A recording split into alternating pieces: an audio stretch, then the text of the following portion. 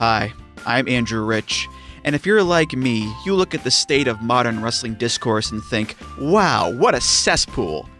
That's why I'm here to tell you about Music of the Mat Remix. That's right, your favorite wrestling music podcast is back with a new format, where I bring on a guest and we play songs related to wrestling-themed topics. It could be a wrestling reference, a wrestling concept, a wrestling pun, things of that nature. Now you might be saying, Andrew, that is a very, very tenuous connection to pro wrestling on a wrestling podcast network. Is this just an excuse to hang out with your friends and talk about music and ignore the rest of the wrestling landscape? Yes. Yes, it is. So listen to Music of the Mat Remix on the Voices of Wrestling Podcast Network, available on Apple, Spotify, or your podcast player of choice.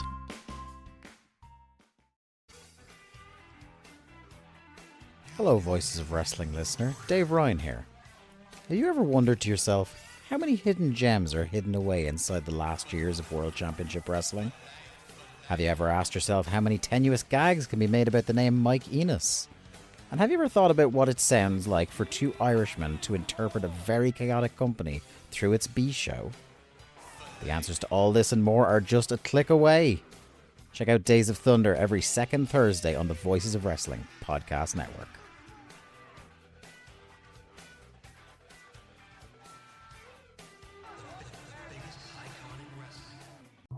This podcast is a member of the Voices of Wrestling Podcasting Network. Visit voicesofwrestling.com to hear the rest of our great podcasts, as well as show reviews, columns, opinions, and updates across the world of wrestling. Competition starting to get thick, it's the click, so I hope you watch your A-game. A-made, no rain from the track when we unite and spit. This is an A-game, better bring your A-game. Competition starting to get thick, it's the click, so I hope you watch your A-game. A-made, no rain from... Whoa, hey now, it's the Mike and JD show, and I'm your host, Mike Gilbert, and I'm joined as always by JD, by God, Oliva. How you doing, JD? Oh, last minute internet computer problems, same as always, nothing different.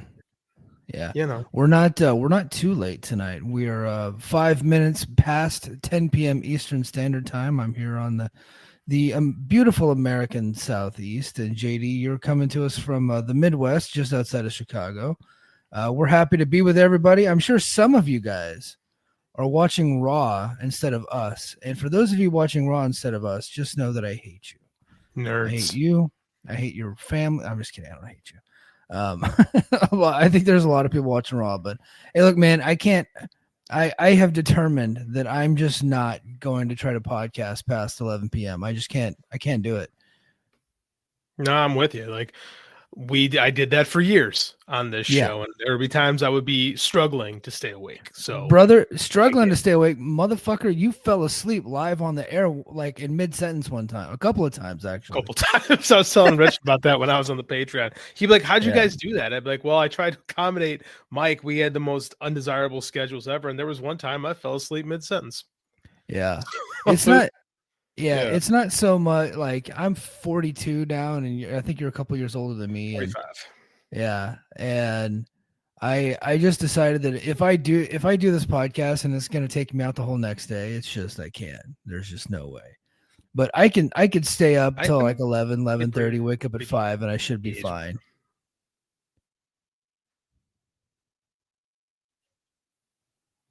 You there, JD? You cut out for a second. I'm going to phone. I'll be back. All right, JD will be right back. All right, so here's what I'm going to do. I got a chance to check out WrestleDream over the weekend. It was a good show, actually. It was a really good show. They had a little over 6,000 people there. There at one point in time, it looked like they weren't going to get past 4 or 5, but they had a late surge. I'm sure that they hooked up WrestleTix. They added some more sponsors. They probably did some giveaways, did some BOGOs, just hit the ground. They made sure that they got enough people into that building, and where it looked really good on television. So good for them. I think there was a lot of people on watch, making sure that they beat Bound for Glory because they're in this imaginary competition, which I'm probably a part of. I think I'm one of the guys like stoking the flames on that one. Bound for Glory though, they it come out. WrestleTix did their final count. They were a little over 7,000, and WrestleDream was a little over 6,000. I don't have the final numbers in front of me. That's the count for the two shows. So pretty close. Bound for Glory edges them out by about 1,000. Now, I will say I am really skeptical that they had 7,800 in the building for Bound for Glory. In fact, Russell Tick says they only sold is a strong word, distributed a little over 7,000. I get the feeling that about 10 to 15% of those were comps, which that's not even a bad thing. Like, I don't think that's a big deal at all. I think that for TNA, that's pretty smart. Just you got to get people in the building, and you got to get your product in front of as many eyes as possible. And I bet, I'm willing to bet that if we looked at the books, that WrestleDream did something similar. They just didn't get more people than Bound for Glory. I think TNA was just determined to get a shit ton of people into that building, and they did. They did a great job, and then WrestleDream did a good job of getting people. Now, keep in mind they have about 100 times the budget of a TNA. so I think that's where TNA fans can hang their hats. Like, look, TNA doesn't have any money, and yet they're still pulling shows like this. And then AEW fans will be like, well, they are it's all WWE, it's not TNA. Well, actually, it's a little bit of both, but I think a lot of it has to do with the Hardy Boys, which is why they did so many they distributed so many tickets to Bound for Glory. Oh. Let me see. There. Okay, JD's back. So JD, what I'm going to do is I'm just going to run down the WrestleDream card. Joe and Rich already reviewed it, and I'm sure a lot of people have already heard Dave and Brian review it, and all the other reviews were a couple days behind. But I'm gonna go over the card real quick, and then there's some controversy, believe it or not, surrounding WrestleDream. Yeah, surrounding WrestleDream. So, all right, match number 1: Death Riders, Claudio, Daniel Garcia, Pac, and Wheeler defeated Roderick Strong and the Conglomeration. Did you see the Conglomeration's new music video? The little like 90210-esque intro piece. I did. It's Wrestle House.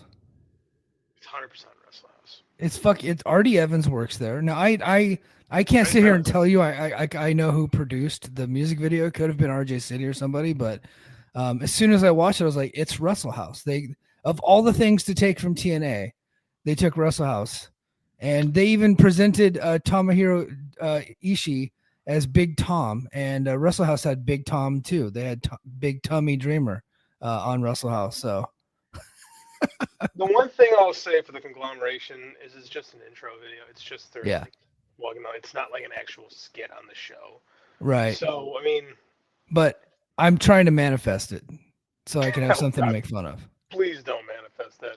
Those were awful shit. Those Wrestle House, terrible. Yeah, I actually posted the intro video to Wrestle House on Twitter, and I said, look, if you guys think you can get to me, just know I went to Afghanistan twice, and I used to review this shit back in the day for Fight Game Media. You can't get to me. I've been through some shit. I have never been to Afghanistan, but I too reviewed Wrestle House. And it's so funny. Like, we talked back in the day, we talked about, that's how the show actually got together, was actually Kenny Omega showing up on Impact, right? And I will still maintain, because they had a ton of viewers for those Impacts when Kenny first showed up. And they were greeted to some really bad pro wrestling, including Wrestle House. And I'm pretty sure that is one reason why a lot of AEW fans did not come back. Of course, that was a different kind of AEW fan back in 2021. Now we like shit. Now we like garbage. We like Max's varieties of ice cream. And Anyway, Death Riders won. Eddie Kingston and Hook defeated the Frat House, whoever the fuck that is. Harley Cameron and Willow Nightingale defeated the Top Gods, Penelope Ford and Megan Bayne. Just like Harley and Ivy. I appreciated that. Hey, Megan Bayne and Penelope Ford, don't they have something very unique in common? I don't know where you're going with this. Jelly Nutella, as Jim Cornette would call him, Joey. Yeah. Okay, You're so right. Joey, and then I'm Rob from Rob. Oh God, what's his last name? He's the guy from he does the Figure 4 Online stuff. Rob, funny guy. I just can't Producer remember Rob? his Wanska, something like that. Yeah, Wanaska. Yeah, I know who you're Yeah, talking he said that Penelope Ford, Megan Bain, and Brandy Loren should start a faction in AEW, and because I made a comment about Brandy Loren, I was like, where has she been? I was like, did she really get murdered by Sue Young? Because they had the whole skit in TNA back in the day. I do think I forgot And about her. and then I was just like, what? I was like, why would they do that? So he DM'd me. He goes, you don't know? And I was like, I started thinking, was like, oh, Joey Janela. And it's like, so now I think what we need to talk to Dave, and we need to have a write-in section for the Wrestling Observer Hall of Fame. And I think I'm going to write in Joey Janela just for the conquests.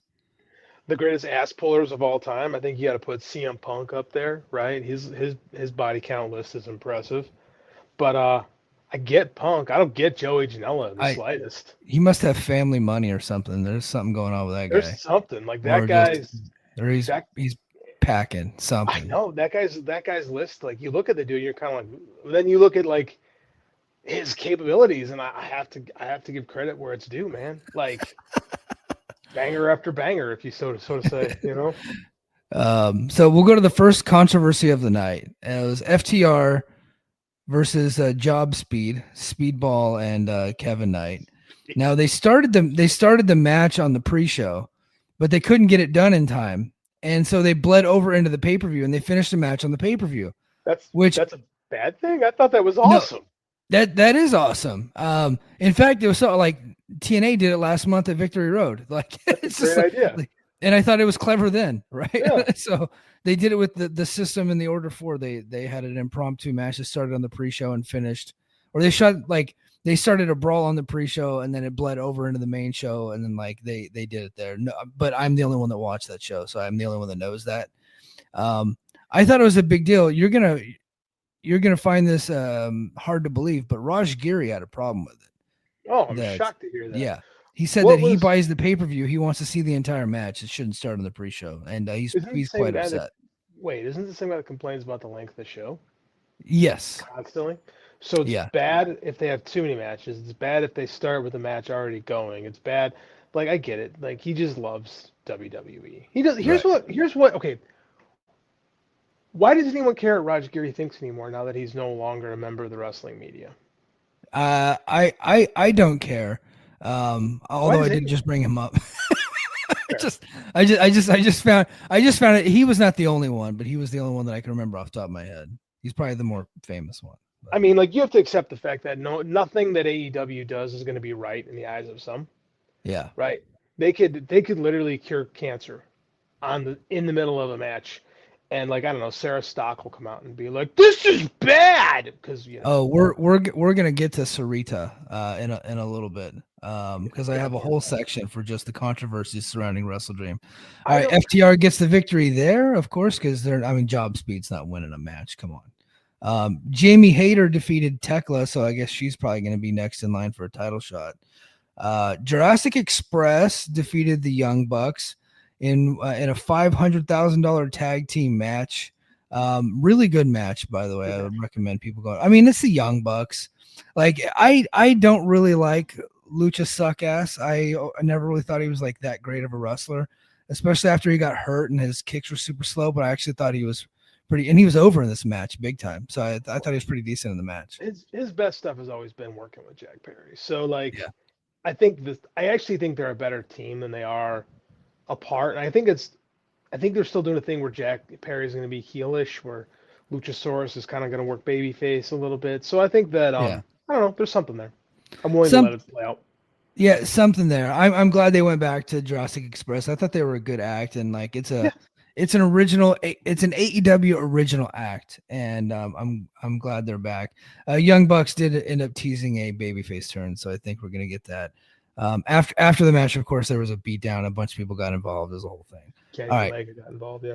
Yeah. Hurt Syndicate in a tornado trios match defeated the Demand.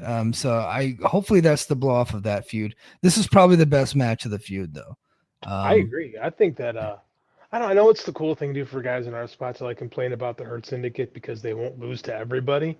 But I mean, I don't know. I don't hate the idea of guys only wanting to put people over that are worth their time.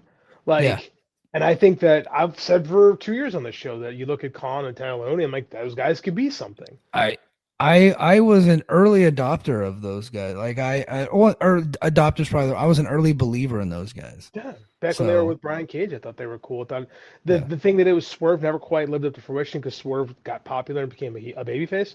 So I like them and Ricochet. I think the hack works pretty good actually. So Yeah. yeah, I get MVP going, hey, we're not going to lose to just anybody. And Yeah. they were working with like Jet Speed and stuff like that. So Jet Speed's there to put over other teams until Kevin Right. Knight's ready to go out on his own. My prediction about Speedball's booking, although he's on every goddamn show, he just never wins. So Like but TNA all I over. told people like he's gonna be a guy, everybody's gonna like him. He's gonna work really good matches, and he's hardly gonna win. Like And Coco Beware, Tito yeah, Santana, yes, post 1986. yeah. I mean, he might end up getting a TNT title or something like that. Like Tito had the IC title for a while, right? So he'll probably get something like that. But I mean, that's just his role in professional wrestling. And that's a good, like, you can make a good money in that role, by the way. That's not an insult to him. And he is making good money doing that. Like he's got Yeah. he's got job security and he seems pretty happy. And he's over too. Like Yeah. it's hard to lose all the time and have the crowd still like this guy's great, And you know me, I've always been kind of harsh on Speedball. I think this tag team actually works pretty good with him. I get Yeah. less of his stupid shit, and then I get to watch Kevin Knight do cool stuff. So I think this team's fine. I think it's fine Yeah. for where they are. They'll get a big push eventually. You can always tell if Tony likes you because he has you lose a lot, but you're on TV constantly. Right. It's high energy. It's Owen Hart and energy. Coco Beware. Yeah. It's a great, Thinking the same thing. yeah, really, really fun act. Kyle Fletcher defeated Mark Briscoe. Crowd was a little bit down for this. 24 minutes. Probably didn't need to go that long. I'll be honest, JD. Uncle Mike getting a little old. I actually fell asleep halfway through this match, and I woke up at the end.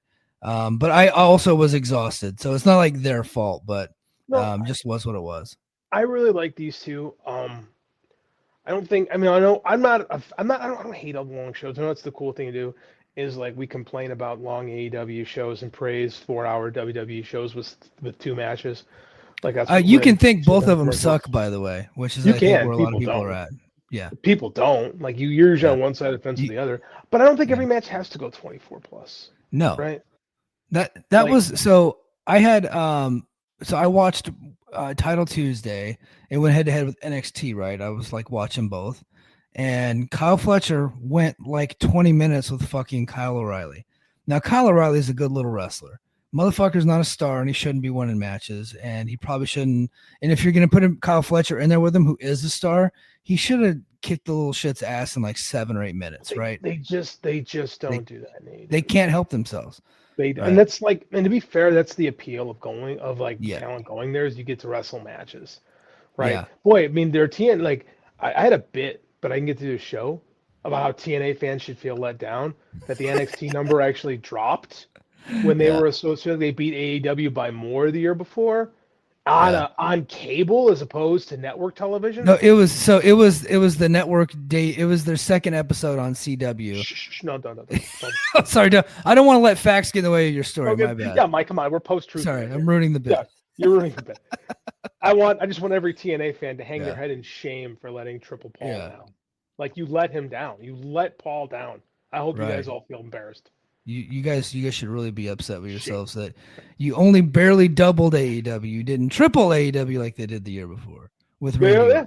And AEW this year had Max. So I mean, like the number was higher. We're never gonna know how much higher. Well, Max is probably at $1 million. I mean, we don't have the number, so we can just say whatever we want. Whatever we want. We shouldn't say that because that's our friend. Like I'm not making fun of BJ. I'm making fun of like AEW fans. I mean, like, you I just know say whatever than, number you want, and then like you win. I'm gonna guess it was more than 5. Yeah. I'm gonna guess the number was higher than 5 people. But still, like I think TNA fans should be ashamed of themselves. How dare you, TNA fans? You need to do a better job of supporting NXT letting against the enemy. Down like that.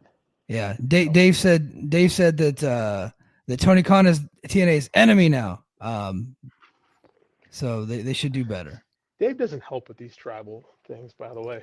He stokes the flames a little bit He totally because nobody in TNA actually thinks that. No, they're just happy to be like to have more eyes on them. Like Yeah. they're all a bunch of veterans who get it and who kind of like Yeah. lay out of this stuff because they realize that that NXT alliance is very shaky because it kind of is. Right. Like with the second they're like WWE's bored with it, they'll move on, which would probably happen if this TV deal ever gets announced. Yeah. Well, I got a TNA section coming up. We'll Of talk about course. that. Let's try to get through these results. All right. Statlander defeated Timeless Tony Storm by pinfall. Mercedes Moné defeated Mina Shirakawa. She won the ROH belt, I think. Yeah. Interim Worlds Television. Okay. She got another belt. Congratulations, Mercedes. Bro Dito and another banger defeated Okada and Takeshita. I really like Brody though. I didn't think I would. They're a fun team. Yeah, I judge them because the name is stupid. Damn, it's stupid. It reeks of ruthless Manifest. aggression, like Ruthless aggression. rated Right. RKO. You know what I Yeah. mean? You're right. Yeah. Jericho. You remember that bullshit? Oh God, no, I was out on that point. What it makes me think of is like Benifer. And Yes. those like with those little shipping things, it makes me think of like people on Tumblr who want nothing more than Brody King and Bandito to be married. Yeah. So terrible name, but you know, fun team. I do enjoy Yeah. watching. Yeah. Really great team. Hangman defeated Samoa Joe. Surprise, surprise. And then in the main event, Darby Allin defeated John Moxley in an I Quit match. Sting, old man Sting, graybeard Gandalf version of Sting showed up. Sting the White. Another classic match, but so that was WrestleDream. A really good pay-per-view, which I don't think there's any surprise there. Here, I guess here's my question, and King of the North, I already know what your fucking answer is. He's in the chat. JD, you probably watched mostly every WCW pay-per-view, right? I'm talking pay-per-views, premium live events. You watched several WWE over the years. You probably watched most ECW, probably a lot of TNAs. I am the same. Is Tony Khan the greatest pay-per-view booker of all time? When it comes to just sheer quality, not success, because that he can't touch what Vince did, but like just sheer quality. Yeah, man. As far as just putting on good shows, like I don't think Tony Khan, I don't think AEW's had a bad pay-per-view in well over a year, and a bad AEW pay-per-view is still better than like the average all-time pay-per-view, right? Like most pay-per-views are really like if you go back and watch WWF pay-per-views from the 80s, none of them are very good. Like there's like a decent match or two on each show, but there's not a lot of great shows. Like just go back and watch them. Like watch Survivor Series. There's not a decent Survivor Series to like 1994. Like that might be making up the year on that too. Like some of the Crockett ones are good, but there's a lot of bad WWF pay-per-views over the years. There's a lot of bad in all of them. Tony Khan, what he did, and I think King makes a good point here. He said Prime Gato is still better than him, but between AEW and TK era Ring of Honor, wow. So here's my thing. I think what Tony did is he brought New Japan style big shows to America and tried to do that. Where in New Japan, you know, they had a couple of matches that were like comedy stuff on the undercard and on the pre-shows and stuff. Yeah, no match. Yeah. So like it's usually like the first hour of every New Japan show is pretty skippable. It's like tags matches and yeah. So and then after that, like it's 6 5-star matches in a row, and Tony Khan brought that to America. The trouble with that is that Gato never had to book week-to-week TV. Yeah.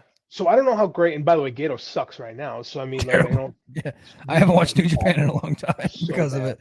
But I think that it's hard. I'm almost to the point where I'm like, do I even bother watching Dynamite week to week anymore? Like, I find that I'm not enjoying watching the Dynamite TV show anymore. But the pay-per-views are always great. So I'm like, I'm knocking on the door starting to treat this like WWE, where I just ignore. And I don't watch WWE at all anymore. For a long time, I just watched pay-per-views. Especially when you had the network and it was free it was $10 to watch 1 to 2 pay-per-views a month. I'm to the point now where I'm like, do I just do that with AEW?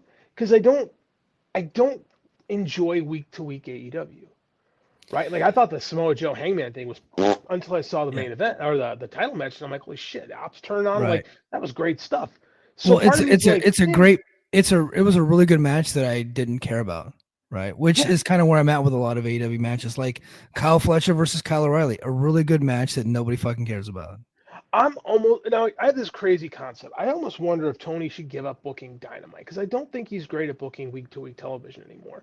I think he's getting. This is weird. Like people, Tony can't tell a story. No, I don't know if I buy that. I think he does a really good job getting pay-per-views. I think he's really good at booking. And right, the idea of booking. Um, there's a comment I want you to pull up later. Yeah. The I'm sure idea you of want me to booking- present that comment. I We'll sure get do. to it. The idea of booking is actually putting the shows together, and I think he's a Yeah. good booker. I don't know how good a storyteller he is, especially when it comes to week TV anymore. So I almost wonder if that is something he should just like lean out on. Now that being said, I don't know who would take over week to week stuff. Right. That and that's the problem. Like, who do you get? I'm with you. I went years with never skipping a Dynamite, and here lately I kind of watch certain segments and I try to get through a full Dynamite, but if I don't, I'm like, okay. But the pay-per-views I just never miss because the pay-per-views are can't miss. They're incredible, and I almost feel like I'm looking at it like I look at UFC or WWE, where I don't need the weekly show. Like UFC, I don't need to see the UFC fight nights, but the pay-per-views, like I always tried to watch a little bit of those, or at least the main event. With AEW's, the pay-per-view is so goddamn long. It's like a mini series. It's like 2 Scorsese movies. And you could really get your fill. You could watch it over the course of a few days, which is what I did do. So you can watch it over the course of a few days, and like you've gotten your fill of AEW for a while. You don't really need to keep up with the weekly TV show anymore. But I feel like that I feel the same way about TNA. If I didn't have a TNA podcast reviewing Impact every week, I certainly wouldn't be watching that show every week. I'd just be watching. They have monthly shows that I could keep up with, and YouTube clips and here and there storylines. I don't need the weekly show for any promotion right now in the US. If AEW did like remember WWE Mania? Yeah, Back with Todd Pettengill. like a If they had, wraparound show. Yeah, if they had like a Yeah. wraparound show like we used to have when we were kids, where I could just catch up on everything on YouTube for like 40 minutes a week, I would just do that. Because there's so Yeah. much stuff on Dynamite that I just don't want to sit through. Like last week's show, I really liked the John Moxley Darby Allin thing. Like those two have amazing chemistry. Like the prison, Yeah. it was very clearly like a ticket window, but they made it look great. Like I was really a big fan of that. And the rest of the show was I don't remember what happened. It's very forgettable. Yeah. So I think they need to rethink. I think Tony needs to rethink what his weekly TV show is and how it's done, because it's not working for me. Yeah, no, I agree. But WrestleDream was a really fun show, but it did have some controversy. It drew criticism for its excessive runtime. So I understand. I get the people that are saying that the things are too long. What I don't get is being mad about it. Like David Penzer said, this is unacceptable to have a show this long. And I quote tweeted him and I'm like, Dave, I get it. I don't like shows being too long either. I went to go see Killers of the Flower Moon in the theater, and that was the worst mistake I've ever made in my life. Too goddamn long, right? The Irishman, way too long. I get it. It's a mini series. However, their fans are like into this stuff. They want these 5 to 6 hour shows. They love it. And if that's not you, then that's not you. Don't get mad about it. And I said the only way I would be mad about it is if I had to go live afterwards, which I did do one time, and I've vowed never to do that again because I'm sitting there getting angry during a really good triple threat match where I'm like, goddamn guys, somebody pin somebody. You guys are kicking out of every goddamn thing. Like, I get it. You can't be held down for more than 2 seconds unless you get shot. Hurry up, right? And I was getting mad. But if you're just like, okay, you can take it or leave it, like, why would you get upset? I just don't understand it. Well, David Penzer even walked his comment back because maybe I want to maybe unacceptable is the wrong word. Like, and I get it. He's a TNA soldier, and you have to carry triple calls. They fired his ass, so I hope he wouldn't be a TNA soldier. He still is. Like he's like Jimmy. He's like their Jimmy Corderas. Like Vince McMahon could take a shit in Jimmy Corderas' mouth, and he'd be like, "Yum yum, sir. Thank you very much. I'll defend your product." Maybe he's the same. Maybe he's hoping that Mackenzie Mitchell will get fired, but unfortunately for him, Mackenzie Mitchell, outside of one racist thing she said on air, she's doing a really good job. Did you hear about that? I did not actually. Oh, okay. Like, it was their first live Impact ever, or in years. Not I don't want to say ever. Yeah, The first not ever. live Impact ever. Quite a She's bit. brand new to the company. Zaya Lee, she's from China, right? She's not making her debut, but she's been around for a little bit, and her name is Lei Ying Li now, and she's from Chongqing, China, right? And Mackenzie Mitchell says from Qingchong, China, Lei Ying Li, and it was like right out of a John Hughes movie in 1986. And I'm sure she didn't. I'm sure she just got did Marvel not. mouth, and I'm sure No, she did mean not. that. And what's even worse is the TNA Twitter account queued that clip up right away, and everybody started roasting her for it, including me. Like you're kidding. and BQ on his show, every time he talks about Lei Ying Li, he always plays that clip. Like, terrible, oh terrible, God. and hilarious at the same time. Yeah. No, I don't know if you don't.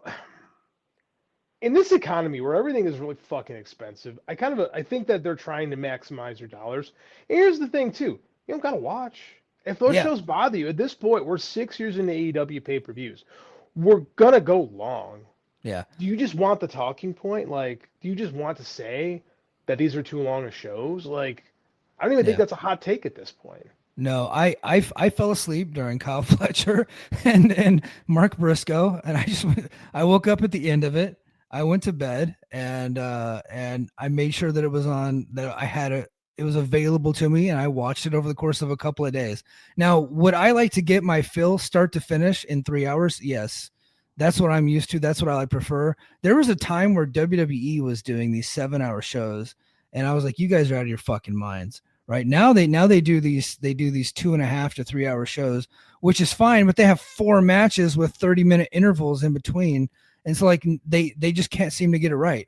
The perfect for Mike Gilbert, the perfect pay-per-view is Saturday night from 8 to 11, right? It ends like 10:55, right? And then I can go live at 11. I'm only thinking about myself. I don't care about anybody else. I'm thinking about Mike here, which is pretty typical of me. And you get 7-8 matches, right?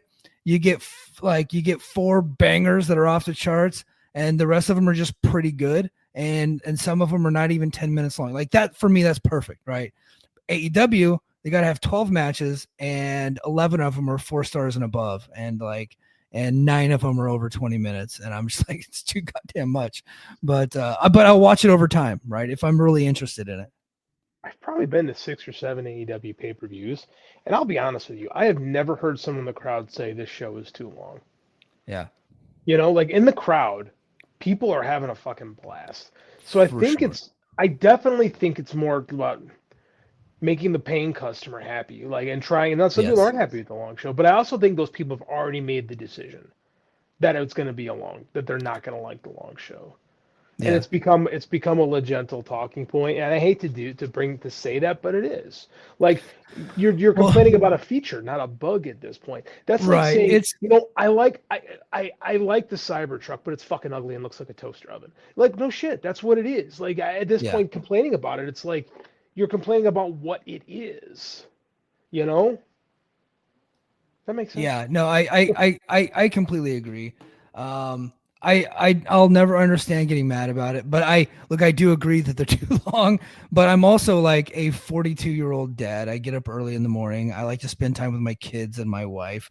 I don't have all this expendable time. I have other interests in life to where I'm not going to be completely devoted to wrestling. AEW sickos, as they like to be called, are completely devoted to pro wrestling. Like, this is like a lot of their life revolves around this stuff. And so they like these pay-per-views. And Tony Khan is the type of guy, he wants to give you more than what you're paying for, right? And so if the show is too long for you, right, start it later or don't finish it. So, case in point, Bound for Glory a week ago. I knew that thing was going 4 hours, and it was on a Sunday night. And I'm like, I can't give you guys 4 hours. I'll give you 3. The show started at 7. I picked it up at 8. That's smart. And it went off the air at 10:55. And then the next morning I made sure to watch the first hour of the show before I recorded the podcast. That way I could speak about it intelligently. But that's what I was like, I can't give you 4. That's it. Dude, I understand. Like, I think Tony Khan is booking to his audience. Like WWE fans, they want to see the entrance, right? They Yes. want to yeet with Jey Uso, so they do that stuff. Like, I think that you could say I don't like this, but you're inherently like saying, well, this is what the company is. Just say I don't really like their presentation of the show, and that's Right. okay. But if you're going to keep complaining about it every month, you have to understand this is what it is. Yes. Right, I'm not going to listen and watch a WWE show and go, I just can't do these entrances. It's like, okay, then I shouldn't Yeah. watch the show. Right, So that's not for me.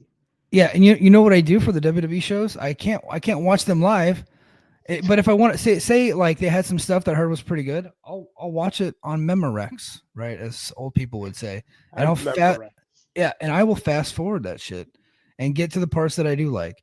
Or what I have been doing with WWE now, like I heard Crown Jewel in Australia that AJ Styles and John Cena was pretty fun. It was like a just 20-minute nostalgia finisher match where they were just doing finishers of their favorite wrestlers that they worked with in the past and use them on each other. That was it. It was a spam finish spot fest. I thought those were bad, Mike. Yeah, and I'll be goddamned if it didn't get really over. It did. So those two guys really like each other. They had fun and the crowd enjoyed it. So but is it like a classic match in my eyes? No. I like seeing two guys struggle for something.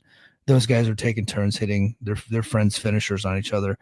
In fact, AJ Styles hit the fade to black. You know what I'm talking about? The fade to black. The Frankie Kazarian's. It's the dead eye. But he hits it. It's fade to black when he hits it because he's doing a tribute to Frankie Kazarian. But everybody's like, "Oh my God, why is he stealing Hangman's moves?" Because most wrestling fans didn't start watching wrestling until 2015. Yeah. All right. Well, I forgot that Frankie called it. Yeah, there was the length. Look, AEW, you don't have to be so long. Just be girthy, okay? Just girth is fine. All right. Enough of those jokes. Okay. They also had another backlash. Sarah Stock, who was Sarita in TNA back in the day, she worked for WWE for a long time as a coach, I think. She got in trouble there, got shit canned. So Tony Khan thought it was a great idea to bring her over. And sure enough, she left the company in April. I don't know why. I don't know if it was ever reported why. She's just no longer there. Well, during the Darby match with Jon Moxley, Moxley tried to murder Darby by drowning him in a fish tank. And Sarah Stock was appalled by this. And she said, moms should not let their kids watch this. Keep in mind, this was at fucking 1 a.m, which is, I think, a bigger controversy. so where this guy's getting drowned. Now, hardly even the worst thing on in that match, they were using tasers on each other and shit and broken glass. But she was appalled by this fish tank drowning. So what everybody's saying that she's like, if somebody, a former wrestler, insults AEW, it has to be that they're trying to get in the good graces of TKO. I don't think that's the case here. I don't think that's the case with Gail Kim, right? I think that they might have an issue with AEW, but I don't think that's the case here. Everybody went apeshit on this lady, including Amanda Huber, who still works there, I think. And then they went after each other for a while, and it got really mean. I don't even want to get into half the stuff they said to each other. But what's going on with Sarah Stock lady? I'll be honest. Sarita is a complete blind spot for me. I couldn't tell you one match she was ever in. So she made a comment about first of all, what kind of a shitty parent would allow their child to watch Darby Allin or Jon Moxley try to drown Darby Allin? That's like the same kind of shitty parent that would allow their child to watch Swerve stab Hangman with a syringe and watch Jon Moxley suffocate Bryan Danielson with a bag. That's a shitty parent. I know one parent. She said moms. She said nothing about dads. Trying to toughen my kid up. Let's just say I personally don't watch AEW with the kids because AEW, in my opinion, is a little too much for my daughter, who gets squeamish really freaking easily. So we just don't do that. We don't go there with her. My kid says WWE matches are wussy, so we watch AEW. Andy's my kind of guy. Andy's hard. Andy's got a little hardcore in him. So yeah, I mean, like to each their own with parents. But you're right. It's not after midnight on a pay-per-view. right? Yeah. If you let your kid watch that stuff, you have problems. I clearly have problems. So, like, we'll leave it at that. At the same time, and Amanda Huber called her out for being in TNA and choking people and choking the aforementioned Taylor Wilde. Yeah. So that's a Brace for Impact lore with a belt with her boobs hanging out, and Amanda Huber pointed it out. So I think that's the thing too. Is I think people, like, if you've ever taken part in something and complained about violence, if you've done it, you pretty much the argument is you're a hypocrite. And I can see the argument, but I also can see, well, different time, different place, blah blah blah. Right. Well, Quite frankly, there's more. Let's pretend that kids watch TNA. There is a potential of more kids watching that on a episode of Impact than on, a pay-per-view. well, a lot more after people midnight. watch TNA than watch AEW, like in TNA's prime, like just mathematically. Um, I mean, Yeah. there's just more people were watching TV back then. More people watch. Well, it's also pay-per-view. So I mean, like, just based on that Yeah. alone, you're gonna get like For there's sure. so many stops and gates between them. So I think the argument is a little moot. And I also think that those two probably don't like each other from their time working there. Clearly. Because it seems like Sarah Stock is someone that has a hard time keeping a job for various reasons. There's some rumor and innuendo in the chat right now. I can't confirm nor deny. I'm not. Whoever you are, your name's just stars. I'm not Stars. going to put that up because I've never heard that before, and I just Me don't know that neither. it's true. I've never heard that either. I didn't Yeah. know Sarah Stock worked for AEW, to be quite honest with you. I at one point. I heard that she'd worked there. I don't remember her getting fired. Like, I'll be honest, I haven't seen or heard or thought about Sarita, Sarah Stock, and until she did that, and maybe that's why she did it. So that's kind of where I'm at with that. I kind of agree. I'm like, two people cannot like each other. Parents can monitor their own children. I don't appreciate the Helen Lovejoys of the world Yeah. doing think about the children when they're not supposed to do that. Like, Yeah. I let my kid watch Halloween this weekend, the original Halloween film. Right. But what I will say is, JD, I did a lot of stupid shit in my 20s. Yeah, me too. Right. And if you're going to hold me accountable, if I say that you shouldn't do that today, like, and say, well, you did it in your 20s, like, yeah, it was stupid. But she didn't. She didn't. She doubled down. Yeah. That's the thing, Mike. And that's the issue, is that people are allowed to make mistakes when they're young and to say, yeah, man, I fucking up. I had a job, blah, blah, blah. But nobody does that. They cover their own ass and go, well, it doesn't matter, and they just pretend like it never happened. So that makes you look like a hypocrite. The problem is people who don't take accountability. I know this is crazy. People taking accountability on social media, what's that like? But especially when it comes to wrestling people, the vast majority of them refuse to take any kind of accountability for anything that they've done ever. Yeah. When's the last time you saw someone goes, yeah, that was really fucking stupid of me? Never, ever. None of these people ever do. Yeah. The only guy that, like, there's two guys that really come to mind, and it's Jeff Jarrett, because he's in recovery. Mm-hmm. And oddly enough, JBL, who seems to have been reflective on a lot of his life over the years. So I think he just comes with getting close to 60. But I think you're probably right. Yeah. But I mean, that's the thing though, is like, if you have a hard time, you keep getting fired from places, chances are there's an issue with you. And like, if someone points out your issues, you can't sit there and go, well, you're the problem, clearly not me. Like, right. That's the thing. Is like, and you could say, hey, Vince Russo told me I had to do that and I had bills to pay. Right? And that's it. So Lady B, our friend. She says, I mean, my dad let me watch that Rock Foley I Quit match and I turned out okay. I think that's up for debate, but Not sure. Helping. You're not helping. Yeah. No, my parents let me watch ECW when I was a kid, and my therapist says I'm fine. So my parents let me watch, my brother's favorite movie when we were little kids was RoboCop. And I quite enjoyed watching the films of the 80s growing up. Like, we were allowed to watch violent stuff. Nudity, no way. I grew up as an American in the 80s, man. Right. Violence was perfectly fine. Murder and gore is okay, but like boob, fine. you cannot look at a boob. A single boob. My parents kicked me out of the room when they rented Basic Instinct for good reason. But when we watched RoboCop or Commando or something like that, oh, perfectly fine. Come watch this. I was like, you invited. Come in, JD. Watch this pure violence. And I'm giving that to my kid too. We're watching all the right. Yeah. So we in my house we don't like violence or like You're kids a are better not. person Michelle's Yeah, not kids. Because when I was like, I'm very hardened because of that. Like, Nothing. I watched Fear Street the other night. It was super gory. The Fear Street Prom Queen on Netflix. It's the 4th installment of that series. It's like number 4 of 4 as far as quality goes. But it has some good gore. Stuff like that just doesn't bother me like whatsoever. I can go around to the haunted houses like nobody scares me. It's just I've been hardened over the years. Well, I want my kid to be like that, especially because I went to film school, right? Yeah. I want to have those conversations with my son of this is make believe. This isn't real. We talk about actors. Like I said, I let him watch Halloween this weekend for the first time. He's 9, going on 10. And then we were talking about the opening tracking shot. We were talking about, how like the tension. I said, what's scary about this movie is the tension in it. And we're actually talking about how movies are made and how fiction works. Because I think I'm personally of the mind that the way you do take care of something is you demystify it. You take away the danger by explaining how the magic trick is done, right? I'm a fan of that. And you talk about that Rock Foley match. The magic trick of that is he actually hit him in the fucking head numerous times over and over again. Yeah, it's like how do you fake that? Well, you don't. You should mention that.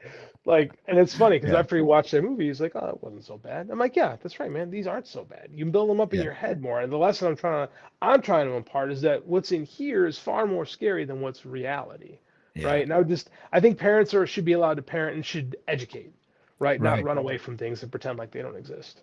Yeah, and I think Sarah Stock was, late at night, kind of sauced up. She has no kids, and she's telling parents how to parent. Probably not smart. No. We'll move off of her. I don't think that she's going to be relevant very much longer. I want to just quickly touch on Andrade. Nothing has changed with his case. It looks like WWE's got him locked in for a year. It could be challenged. Well, we did a whole Patreon episode for it over on Friday, so. But I clipped it for YouTube, so go ahead and check that out. JD, got any new information on that? Nope. Beast Morto should have a nice little client. Yeah. Okay. So we have a TNA fan in the chat, so we'll go ahead and get to the TNA news. So TNA has taken a month-long hiatus.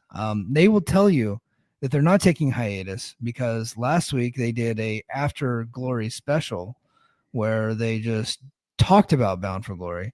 Well, this coming up week, they have a documentary, which actually would be pretty good. They did a good job with Slammiversary's documentary, but a documentary about Bound for Glory. And the next week, I have no idea what they're doing.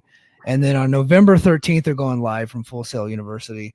So they're taking a month off. And there's rumors out there that they're trying to clear the balance sheet to possibly get themselves in position for a sale. Their last 2 cities of the year, it's going to be Orlando for 3 days, where they're going to do a pay-per-view or a TNA Plus special and a month of TV. And then they're going to go to El Paso, Texas, where they did really well. I think they did like 3,000 to 4,000 a night earlier this year, where they're going to do another like Final Resolution, and they're going to do a month of TV there. So 3 nights in a row, which is a good way to save money. The TV deal appears to be ready to go. An announcement coming up soon. Looks like it's going to be CW. Night of the week up in the air. I don't know what that's going to look like, but it should be starting in 2026. So there's a lot of reasons there. Rumors abound as to why that they're doing this. I can't understand coming off of that. Bound for Glory, as far as like quality show, I wasn't a fan of it, but WrestleTick's final number was over 7,000. They did a pretty good job of putting people in that building, and it's one of the biggest shows they've ever done. And for them to take a month off after that is kind of weird. I'm skeptical on a lot of things with all this, to be quite honest with you. I understand going dark if you had a TV deal to announce and you're going to come back on the new network and stuff like that. Agreed. I'm skeptical. I'm skeptical on why you didn't make that big announcement at your biggest show. I'm skeptical that. I'm not saying it's not going to happen. I'm just like, I think they've allowed for enough wiggle room to make people kind of pause, because we've had moments specifically with that network that have come up and things have kind of fallen through, especially because there is so much smoke around the idea of them announcing the TV show, right? At Bound for Glory, and that doesn't happen. And then it doesn't really happen. And it's been kind of publicly all, been kind of quiet about it. So I'm not saying it's never going to happen, but I'm skeptical, and I think you'll probably tell me I'm wrong, but I'll disagree. No, you're not. I think you're right to be skeptical. I think if it were absolutely done, they would have announced it. So and this is where I'm dragging my feet mainly, and I wonder if this has to do with the fact that wrestling ratings across the board have taken a shit. yeah, And you can say it's the new Nielsen, but the way the new Nielsen makes an already sketchy proposition of wrestling on TV look even worse of what you're yeah, gonna spend. yeah. So, um, I don't know. I'm not saying I wouldn't. I don't know about TNA. I'm like, I don't know.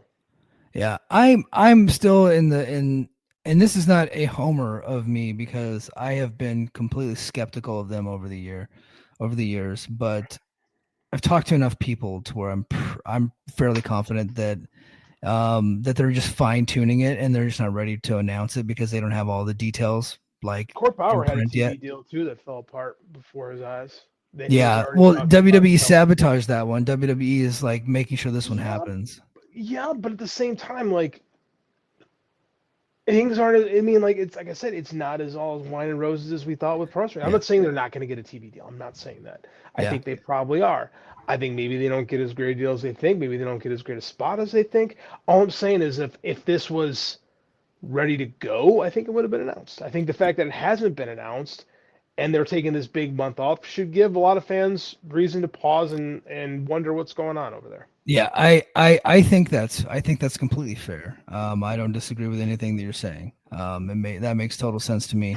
I, you know, historically they wouldn't make those announcements at like the pay per view. They would just release it to like the Hollywood Reporter or Variety or something like that, and that's what they've done in the past. That's what WWE has done. Like they didn't like come out on a pay per view and say, okay, and we're coming to Netflix in January. They released it to Yeah, like the difference is people a, give it like Mike. The difference is the Hollywood Reporter and Variety would give a shit about WWE. They're not gonna about TNA. And we well, get the credit I would that agree they're with you, going to. JD. If Variety wasn't the one that broke the story that TNA got onto Access back in the day, right? Like they have enough sway to be able to get on that, and especially if it's CW. Like that's a big enough deal. And look, Variety is just a PR publication, right? So It if is. you're working with CAA, which is what they are, like that's the agency that's brokering this deal, they can get them into Variety and the Hollywood Reporter, and they've covered them before. Or they would, John Alba would put it in Sports Illustrated for sure. Again, I'm not saying what you're saying is wrong. I'm saying taking a month of not doing anything and to tell your Oh, hardcore fans what's going on is a tremendous question yeah. mark. Yes. I think taking a month off of television is ungodly fucking stupid, which is why the That's not the rumors first are, time.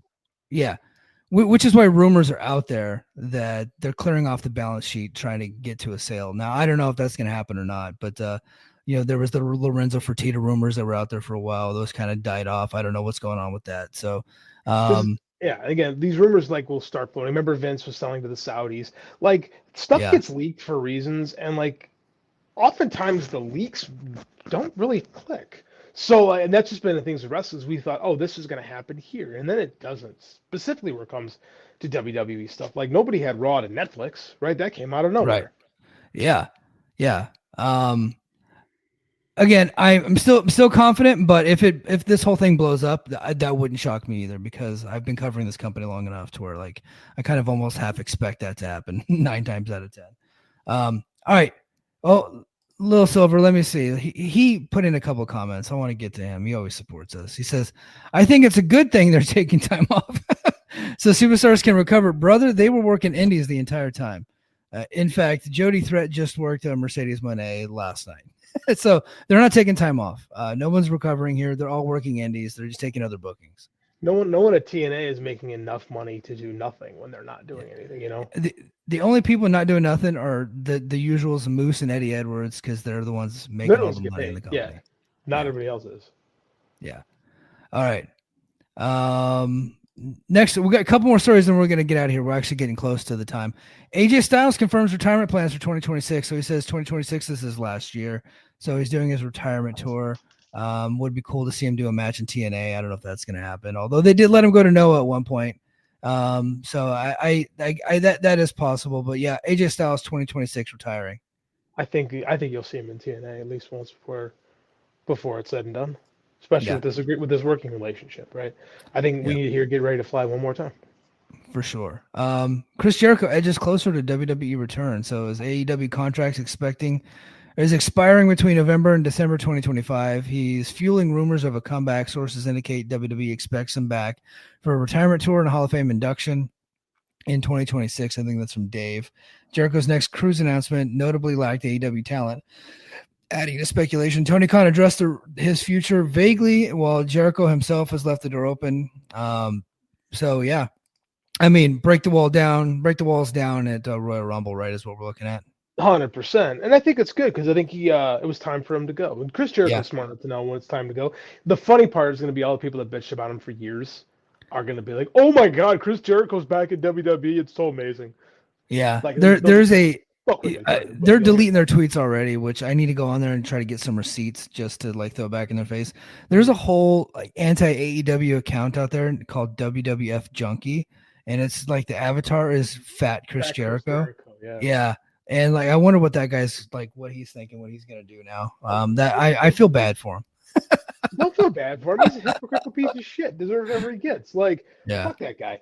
Like, again, it's gonna. So many people are gonna be exposed as being, and it doesn't matter if they're exposed. No. They don't have any pride in anything. And if Twitter, 5 years ago, like what happened in Twitter actually mattered, but Elon Musk has left it such a dusk, hellish pit of despair. Like, Twitter now is all just about fucking engagement and porn bots, and like it's a nightmare. There's nothing cool on Twitter anymore. So ultimately, who really gives a fuck?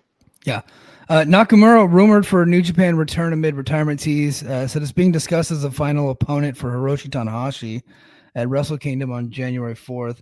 With his WWE contract possibly expiring in 2025, Nakamura shared an emotional post after WWE's Japan tour, hinting his career might not be far. Speculation grew after his babyface return on SmackDown. A New Japan stint could allow a dream match, though WWE might retain him for a retirement arc. Some people think that he might have already re-signed and then he's staying with WWE, but WWE would allow this to happen. Then, of course, it's like New Japan's an AEW partner, so you'd have to get Tony Khan to buy off on that probably. And so that's weird. It's just a rumor at this point. I don't know if it's going to happen. I think it would be cool if that was Tanahashi's last match, although it would be nice for Tanahashi to put over one of the young guys on his way out. Who? Like, I got a couple things. One, there's no young guy. You're more plugged in with New Japan than I am right now. So, I had a buddy Uemura, of I would ours. say. Baby Tanahashi. I have a buddy of ours who is pretty plugged in New Japan. Reach out to me and say Nakamura's in play for Wrestle Kingdom. Okay. Would be interesting if that happens. Yeah. From now, our buddy Joe Lanza said that he thinks that Tony would not be a hindrance in this because he would understand the historical significance and not allow, but just say, sure, yeah, get Shinsuke Nakamura on here. Yeah. Right. So I think that just plays more into Tony. Tony Khan's kind of started to play the nice guy role in pro wrestling. Like, sure, yeah, I'll give you, sure, no problem, okay. Like, and I think that behooves him, especially where TKO is right now. I don't know. I think Shinsuke Nakamura, although he's been there a decade, has had one of the more disappointing runs, right? I thought that he would be like a great Muda level star, but I guess he kind of was like a great Muda level star because WCW really didn't do anything Muda either. Yeah. So, I mean, can I give you a hot take on Nakamura? Please. In WWE? Yeah. I think his run ruled because he did all his best stuff in New Japan and he said, fuck this, I'm getting paid. And then he just coasted. And he used and abused the Fed for everything they're fucking worth. And that's a smart move. And he just surfed and had fun and loved life. Good for him. Mike, I agree with you as far as like a talent aspect goes. But for me as a fan, yeah, like it was a severe letdown of what could have been. Again, maybe he physically doesn't have that in him anymore. I right. think And it's not like case. I think WWE also doesn't ask people to have that type of stuff. Although guys like Sami Zayn and Kevin Owens will pull those things out, because they're the true professionals. That being said, I would love to see Shinsuke Nakamura go back to New Japan and help out a little bit because let's be honest, they need help. This generation of young guys has been a severe disappointment. Gato refuses to pull the trigger on any of them, and I don't think any of them are kind of worth going with, to be honest with you. Nobody stands out. Everybody's been kind of a disappointment. And it's a matter of, it's a chicken egg thing. Like, nobody's great, and the office won't let anyone be great. Yeah. A couple quick hits, and then we're going to close with a funny story. Seth Rollins relinquished the World Heavyweight title. I think they might have crowned a new champion tonight. I don't know. I had Raw up in the background, so I didn't get to finish it. But he dislocated his shoulder. He's out for a little bit. And even bigger news: the Good Brothers are now joining Killer Cross and MLW. Court Bauer is stretching out that lawsuit money like you wouldn't believe. Man, didn't we talk about the Good Brothers going to MLW like 6 months ago? We did, and they never showed up. They never came in. And funny enough, and Gerard called them out on this, and MLW promptly blocked Gerard. They used the same video that they used 6 months ago with the same debut date in June, and they never came. But they did it again this past week, saying Good Brothers coming in June, but we're in October. It's October. They used the same fucking video, and Gerard called him out on it, and they blocked his ass. So they're officially coming in November 20th in Charleston, South Carolina, beautiful Charleston, South Carolina, in some bar, like, Charleston Music Hall. It's in conjunction with Danny McBride, him, Kenny Powers, Kenny fucking Pete. Oh yeah. He's got a tequila company that's a sponsor of the show, so they're doing a big thing for it. Yeah. I'll say this: Court is good at finding shit like that. Paul Walter Hauser, like that. Yeah. I mean, that's his business partner, right? And they're doing a good job. Kudos. Yeah, right? I think that show might be a Patreon episode. I'm not driving to Charleston; it's 3 hours away. So if it was closer, I might try to go. I'm just listening to Joe and Rich every week. I keep thinking about checking out MLW again because it's such a low commitment viewing, right? Like they don't do the weekly stuff anymore. And I am super interested. I mean, Court's stuff is either kind of cool or fucking awful, and there's like no in between on it. So I am curious. Makes for good content for podcasts. Sure does. Yeah. Sure does. Right. So yeah, maybe we get reinvested in the Major League Wrestling. That's why my Impact reviews are usually pretty good, because they have enough good and enough bad for me to have fun either way. Like I'm either getting angry about something or I'm getting happy about something. But it's been Impact for a long time. Yeah. Transferring Heat says it's Jey Uso versus Punk at Saturday night's main event. So there you go for the world title. So probably old Saudi Phil, new champion. Yeah, probably. All right. Last but not least, WWE clarifies their role in using AI with their creative process. So Dave had a story that they had brought in some guy named Cyrus Kausari, who focuses on AI strategy. And at one point, he had developed a storyline for Bobby Lashley where he returns and he just really likes Japanese wrestling. And like, that's his whole new gimmick. That's what the AI bot came up with. But WWE said that they're not replacing their creative team with AI, that they're just using it for other things like continuity, storyline, and stuff like that, which I think would be a good tool if you were to pop in like a format for a show and say, hey, like what's all the repeat stuff? Like, give me, dead time, this and that. Like the AI would work well for that. But if you're having AI generate your storylines, like I guess they couldn't do worse, but like that would be pretty weak. Dave's story was so specific that I have a hunch either it's 100% accurate. Like they did bring this guy in, or someone was completely feeding Dave bullshit, right? So Sean Ross Sapp, like people say he debunked the story, but he basically confirmed it, because if you read what Dave wrote, Dave did not say that AI is booking Raw now, and that's what everybody took. Like they're testing it out, and that was a storyline that it popped out. But he said that they're using AI in their creative process now, which that can mean a lot of things. And then Sapp said that talked to a wrestler, not a creative team member, and kind of confirmed it, but said that it wasn't like replacing the creative team. Like it's not pitching storyline ideas, nothing like that. I mean, honestly, a wrestler would be the last person I would talk to on all these things, because like they're the ones kept in the dark the most. Like we always think, well, that person was there, but oftentimes when you're there, you don't hear the things that are going around you. You're so focused on you that a lot of stuff is it kind of flies over your head. Like, I mean, we both worked in places and you hear about that fucking happened at work. I had no idea. Like, that's why I don't know if people who actually are working, like, not in a creative role are the best people to talk to on these things. Like, I don't know. Like, I think that would it surprise me they were using creative AI to do something? No, it seems to be right in the line of what they do right now, Yeah. right? And everybody's bringing in AI strategists, Yeah. right? AI has become a toxic problem that you and I are very bad at fighting against. Yeah. So terrible. They're incorporating it into my work. Like you were using AI now. I have yet to do it.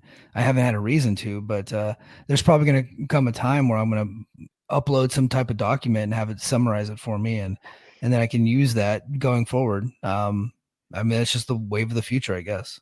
I mean, it's not even the way of the future. It's just where we're at right now. It's figuring Yeah. out the role that AI plays. I teach Photoshop, right? So I have to teach generative fill in Photoshop. I have to teach the AI protocols in Photoshop and Illustrator because it's part of graphic design and where it's headed. Like nobody knows where it's headed after that because it's still so new. But I mean, like and then every year I've got a kid saying, I refuse to do this assignment. And I'm like, that's cool, man. I'm glad that you have principles. I used to have principles too. 0. So like it's a 10 point. I think it doesn't matter that much. But like, and I respect it. I respect every kid I've had to fail on that project for standing for something. And Can I tell you a quick story? Sure, please. So I hated science class, not because I wasn't interested. I just was terrible at it, right? And me and a few of the other guys, this is in Missouri, we decided to stand up against science class for religious reasons and just answer that God was in charge of everything. And they told us the same thing you told your student. Okay, that's great. Thank you so much. F.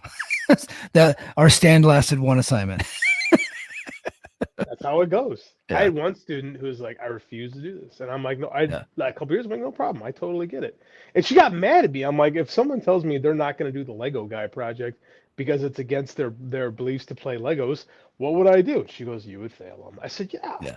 It's a 10-point project. Don't lose sleep over it. Take the F. Yeah. Like AI is here and it's not going anywhere. You might as well figure it out. No, we have to, and that's the thing too. I'm a firm believer that we have to play with it so we figure out how to try to rein it in, as opposed to letting like the wrong people do too much. And I quite frankly, any dipshit that's talking to triple dip fuck and wants to like use AI to book his show, probably more creative than him actually. So like, it wouldn't surprise. None of this stuff surprises me in the slightest.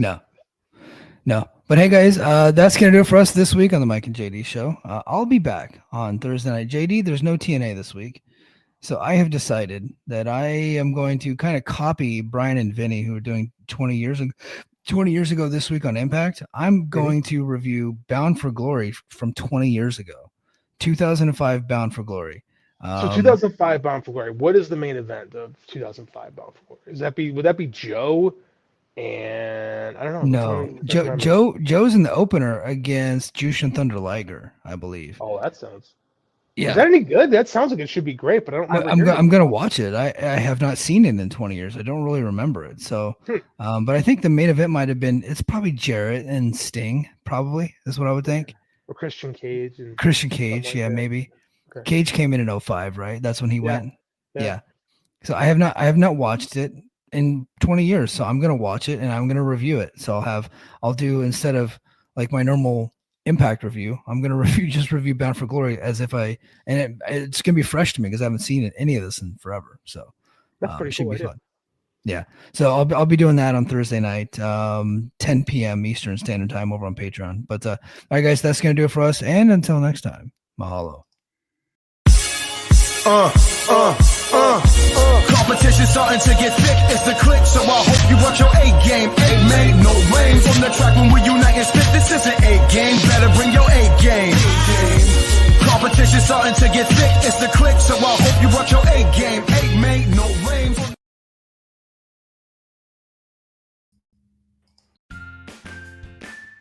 Hi, I'm Andrew Rich. And if you're like me, you look at the state of modern wrestling discourse and think, wow, what a cesspool. That's why I'm here to tell you about Music of the Mat Remix. That's right, your favorite wrestling music podcast is back with a new format, where I bring on a guest and we play songs related to wrestling-themed topics. It could be a wrestling reference, a wrestling concept, a wrestling pun, things of that nature. Now you might be saying, Andrew, that is a very, very tenuous connection to pro wrestling. on a wrestling podcast network. Is this just an excuse to hang out with your friends and talk about music and ignore the rest of the wrestling landscape? Yes. Yes, it is. So listen to Music of the Mat Remix on the Voices of Wrestling Podcast Network, available on Apple, Spotify, or your podcast player of choice. Hi, I'm Case Lowe, co-host of the Open the Voice Gate podcast.